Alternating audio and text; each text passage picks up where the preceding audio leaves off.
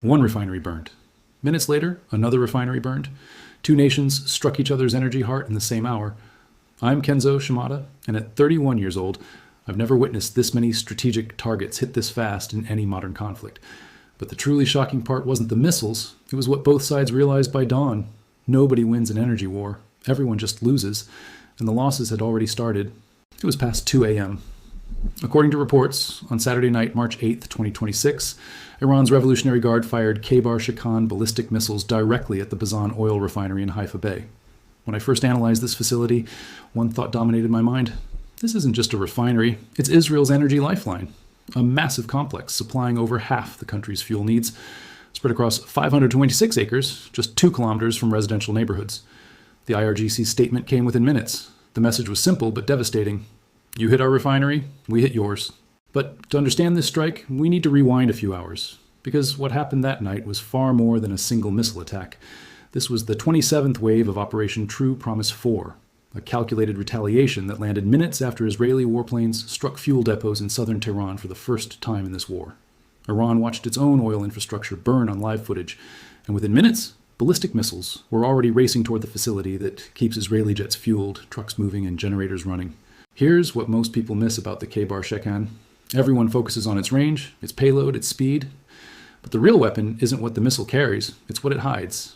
This is a third-generation solid-fuel ballistic missile operated by the IRGC Aerospace Force.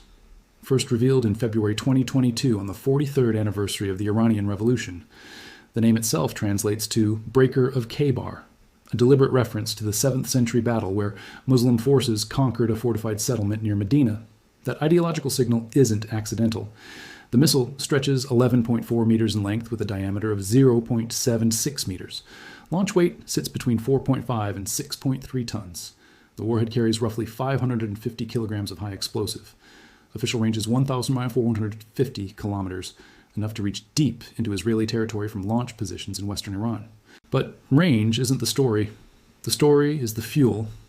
Older Iranian systems like the Shahab series run on liquid propellant. Liquid fuel means hours of exposed preparation on a launch pad. A massive vulnerability window where satellites, surveillance drones, and signals intelligence can locate and destroy the launcher before it fires. The Kheibar Shekan eliminated that problem. Solid fuel means the missile can sit loaded, hidden on a 10-wheel commercial truck chassis, disguised as a civilian cargo vehicle, and fire within minutes of receiving the order. Iranian state sources claim preparation time dropped by a factor of 6 compared to predecessors. That single engineering change is the entire reason Iran has sustained what they claim are 29 waves of missile operations in 9 days without running out of mobile launchers. You cannot destroy what you cannot find. You cannot find what looks like a freight truck parked in a warehouse. Now consider the target.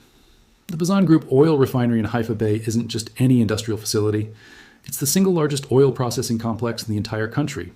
It processes imported crude and supplies between 50 and 60% of Israel's total domestic fuel needs. Diesel for transportation, gasoline, kerosene for jet fuel, cooking gas.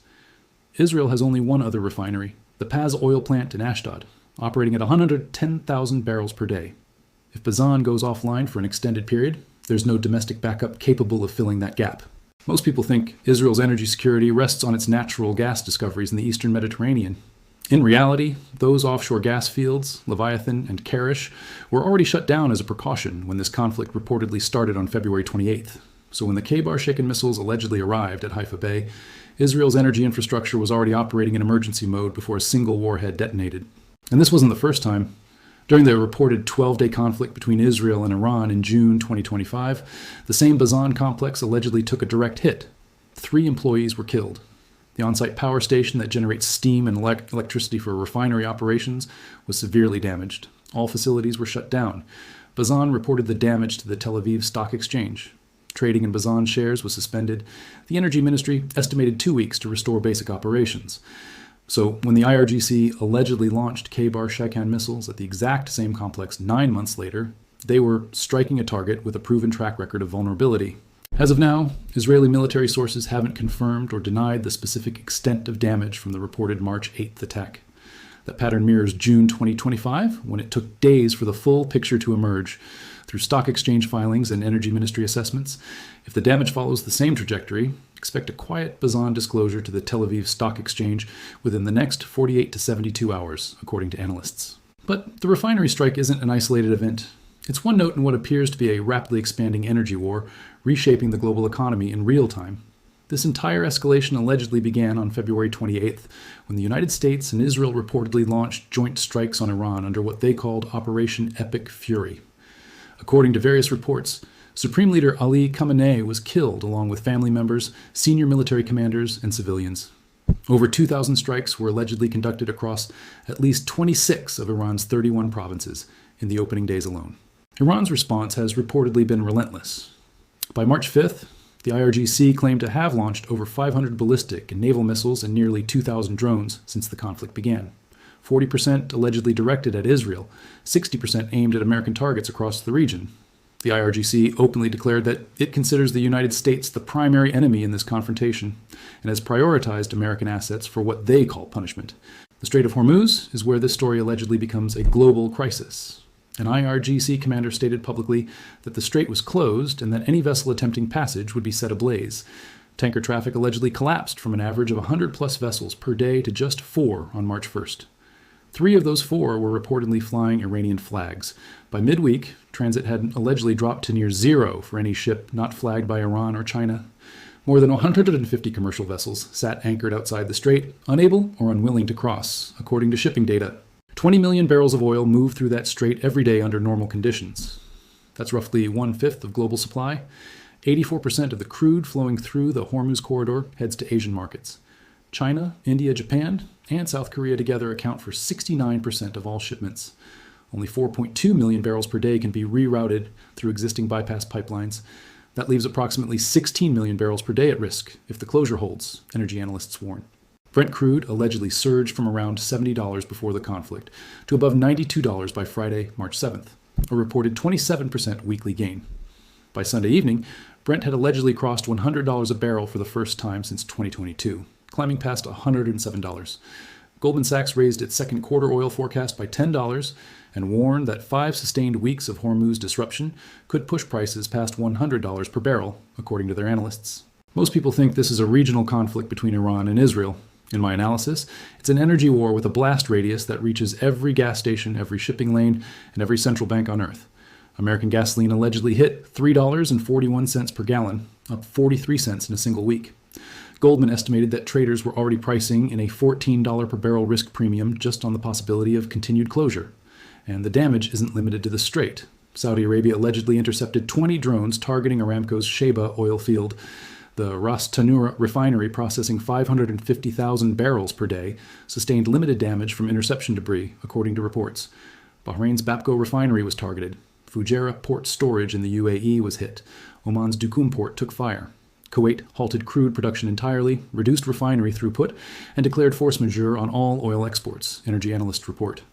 Qatar, the world's largest liquefied natural gas exporter, shut down gas production on March the 2nd and declared force majeure on LNG contracts 2 days later, according to statements. Qatar's energy minister warned publicly that if fighting continues, every Gulf producer may be forced to stop exports. Here's where my background in war crimes analysis becomes relevant. When both sides target energy infrastructure that serves civilian populations, we're entering gray territory under international humanitarian law. The Bazan refinery supplies fuel for ambulances, hospitals, heating systems, and civilian transportation. The Tehran depots feed the same networks. Article 54 of Additional Protocol. I prohibits attacks on objects indispensable to the survival of the civilian population. Energy infrastructure sits in that category. Both governments frame these strikes as legitimate military targets because the fuel also serves military consumers. That framing matters legally, but the proportionality principle still applies. If civilian harm significantly outweighs military advantage, the strike becomes legally questionable. I've spent years analyzing these exact scenarios in other conflicts. The pattern is always the same.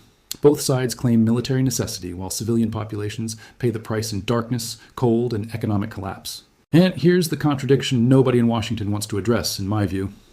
The Washington Post revealed a pre-war assessment from the U.S. National Intelligence Council, concluding that a large-scale assault on Iran was unlikely to topple the government. The same report described the prospect of Iran's fractured opposition taking power as unlikely. What's not an open question, from my perspective as an analyst, is the result. 9 days in, allegedly 29 waves of retaliation, a new supreme leader reportedly seated, the IRGC command structure intact. Iranian President Pezeshkian publicly stated that Iran will not capitulate, according to reports. The wave tempo tells the real story. Analysts noted that Iran's ballistic missile launch rate declined between day 1 and day 4, pointing to either stockpile depletion or deliberate rationing for a prolonged campaign. But then waves 25 through 29 allegedly arrived in rapid succession, each deploying different systems. Saturday night, both sides allegedly struck each other's oil infrastructure in the same hour. The Haifa refinery, supplying more than half of Israel's fuel, was targeted with precision-guided ballistic missiles for the second time in 9 months, according to reports. The Strait of Hormuz is functionally closed to Western shipping.